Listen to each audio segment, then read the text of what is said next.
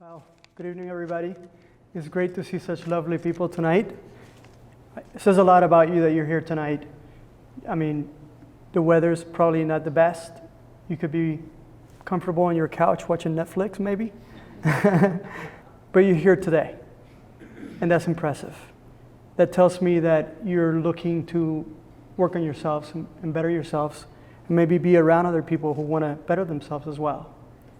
I'm hoping tonight that I can share with you a little bit about how I found the mission of my life and install a little bit of wisdom maybe along the way, sharing how I got here. I was really fortunate, first of all, and so grateful that I found this mission, and it's been a bit of a painful process to get to what I am now. But I realized that to find your purpose, you really need a few things. You know, starting with people who are there to support your mission, who love you, who are giving you strength. For me, that's my wife, Liliana. She's just such a source of strength and just wisdom and love. And my kids, they really help me to motivate me to become a better person. Every day, because I saw that from, my parents. I grew up in a family where I was fortunate enough to learn unconditional love. My mom showed me what it means to love somebody, whether they're your child or somebody else in the community. And I always grew up with that example of just give of yourself and offer service. And then my dad, my motivation for my kids is I want to be an example to them. For me, my dad was my hero. Literally, this guy looked like Clark Kent. Handsome, he wore the Clark Kent glasses in the 60s and 50s, right? He looked just like Clark Kent with the big hair and everything. And, he worked out, so he looked like Superman. And in fact, that was his name as well. Like they would nickname him Superman or Clark Kent. And just my father was a man of community of service. He grew up in a bit of a physical abusive family. And instead of spreading that forward to other people, he decided that he wanted to be a better person. We're from Puerto Rico and we're strong-willed people and passionate and everything, but my father was a loving person. He was a man of service. He was a doctor. He studied to be a doctor so he could help others. He was a soldier. He fought in Vietnam and sacrificed, a year and a half for what he believed was a good cause. He helped, start an orphanage, in Vietnam as well. And just growing up with that example, he was a Rotary Club member, and I remember such happiness. One day he brought home this whole thing that said, service above else. Didn't really understand what that meant at the time. 8 years old, I'm going, why is that exciting, Dad? But I could just see that, that whole philosophy of growing up and the life of servitude was just something that permeated my life, and I was so fortunate to be around that.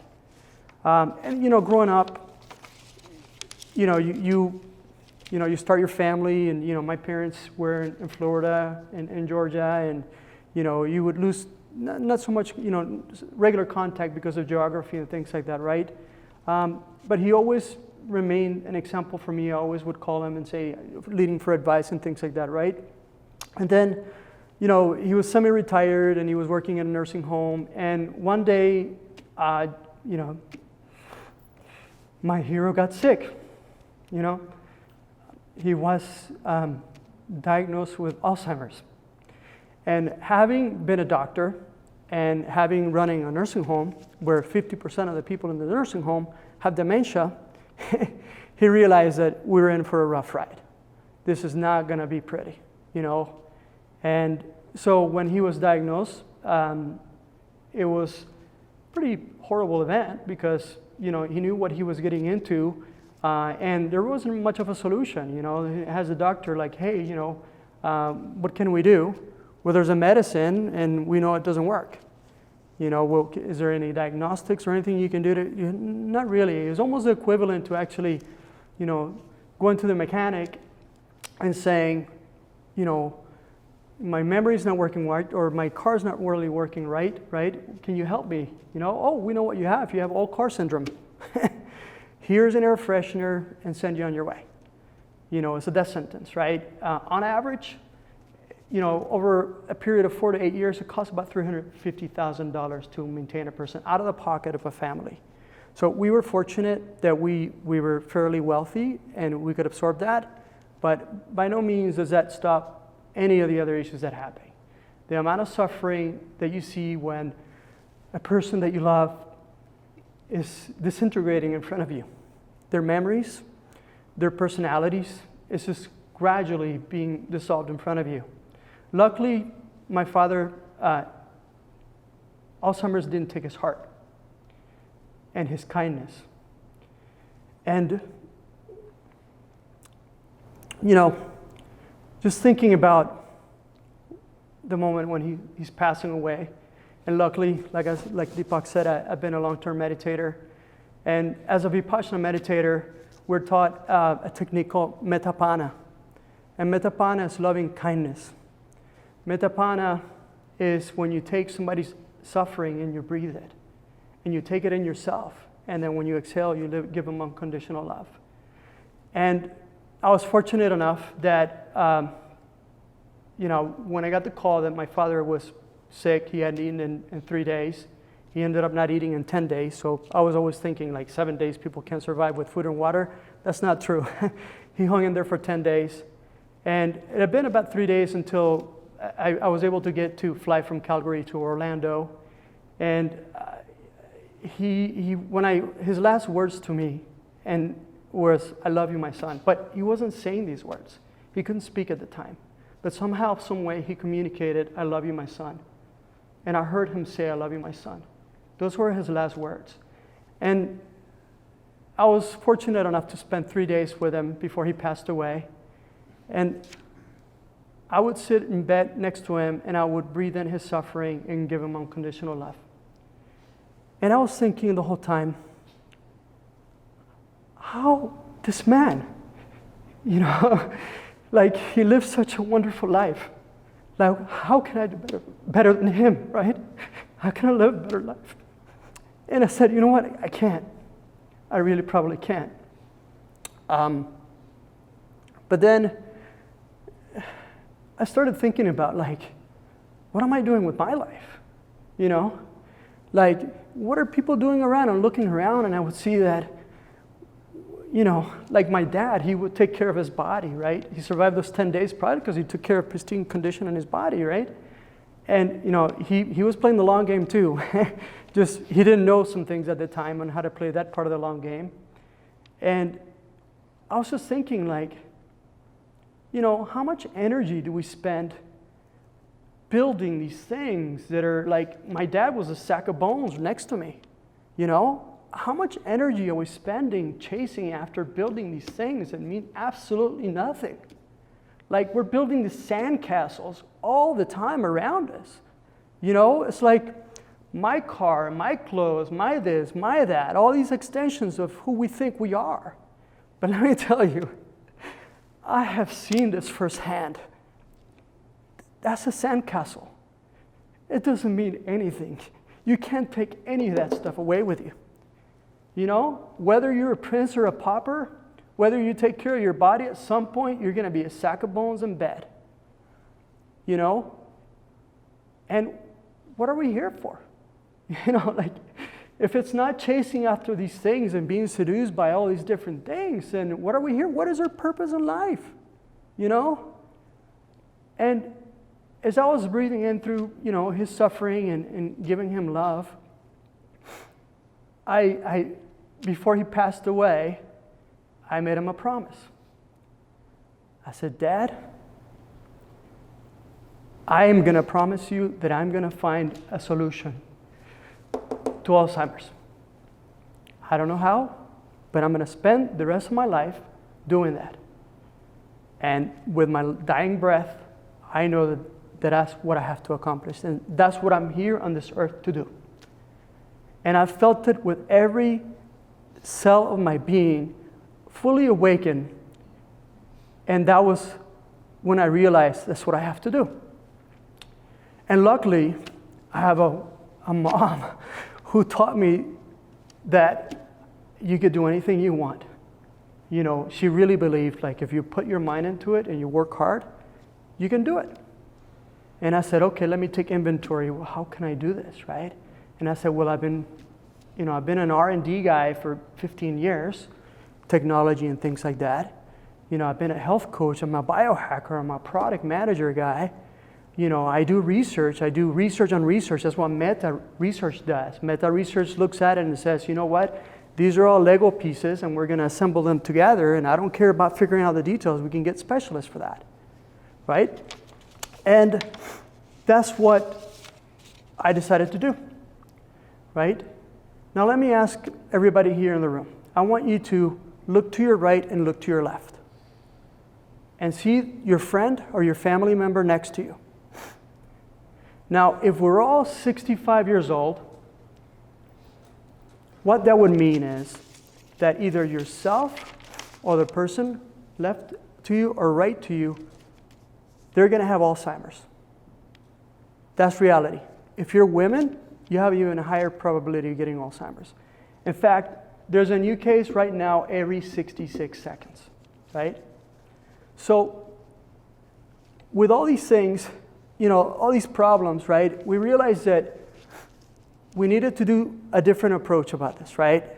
With Alzheimer's, when I was looking at the problem, looking at the research and everything, you have these pharmaceutical companies that, honestly, it's not business to find a solution to Alzheimer's, right? They want to continue to treat people that are sick, right? It's a whole sales pipeline. I mean, you're talking about $350,000 over a period of 8 years, right? So we saw that the way medicine was being practiced was not applicable to solving a problem like this, right? So my wife, she agreed that we would spend as much money that we didn't have to do research. And we agreed that in order to keep our efforts pure, that whatever we discovered, we would share with the rest of the world. And that's what we've done. So we've built a foundation that is doing research, and it's been about 6 years, and the experiences has been so beautiful, because we've had so many open-hearted people, kind people, really brilliant people join us in this journey, and it has not been easy. It's been about 6 years, and it's almost, I would say, the only way to describe this is, it's almost like, have you guys heard of the Chinese bamboo? Chinese bamboo, I don't know if everybody knows about Chinese bamboo, but Chinese bamboo, you actually, you look at a Chinese bamboo forest, right? And what you don't realize is that for that forest to actually exist, you had to plant the bamboo seeds everywhere where the bamboo is going to be. And then you have to fertilize and water and give light to the bamboo. But what happens is the bamboo doesn't grow in 5 days or 10 days or 2 months or 3 months. The bamboo actually takes 5 years. 5 years before it even breaks out of the soil, right?